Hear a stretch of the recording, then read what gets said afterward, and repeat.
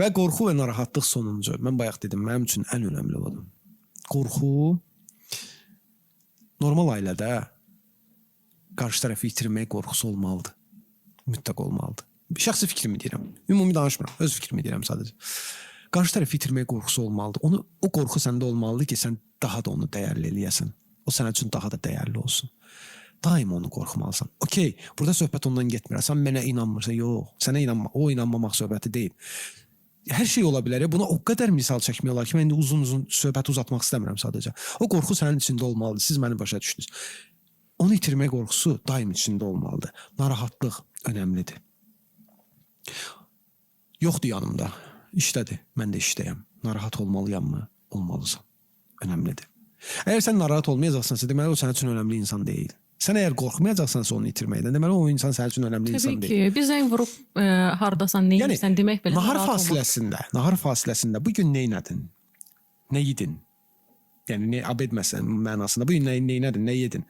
Ehtiyacın varmı nəyəsə? Yox. Okey, səni sevirəm, öpürəm, getdin. Gibi, yəni məsəl üçün deyirəm, sən səni sevirəm deməyə də bilərsən. Sağ ol, Loşan, belə də deyə bilərsən. Yəni bu da ola bilər də. Yəni okeydir də, yəni. Elmanın nə qədər romantik olduğunu. Yəni nə olursa olsun, lic bu. Əsas odur ki, sən bu qorxunu və narahatlığı ona göstər. O da görməlidir. Görməlidir ki, sən qorxursan. Görməlidir ki, sən narahatsan. Çünki o onu görəndə onun içində bir rahatlıq olur.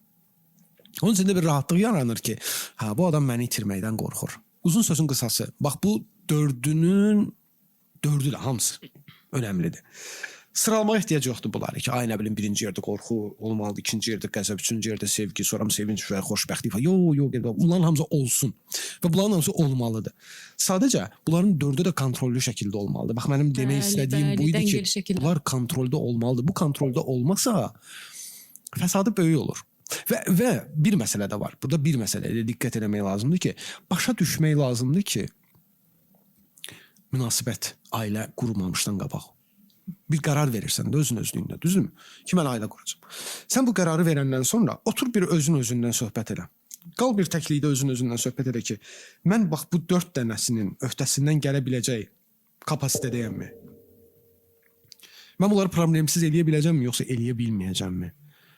Ondan sonra qərarı qətiləşdir, eləyə biləcəksən və təbii burada qarşı tərəfdən də çox şey asılıdır ya, tamam. Yəni, belə bir, bu da var. Bu da önəmlidir. Sən sevinç və xoşbəxtliyi də göstərə bilərsən, qəzəb və inciliyi də eləyə bilərsən, sevgi və bağlılığın da ola bilər, qorxu və narahatlığın da ola bilər, amma qarşı tərəf bunu pis günə qoya da bilər. Təbii ki. Düzdür?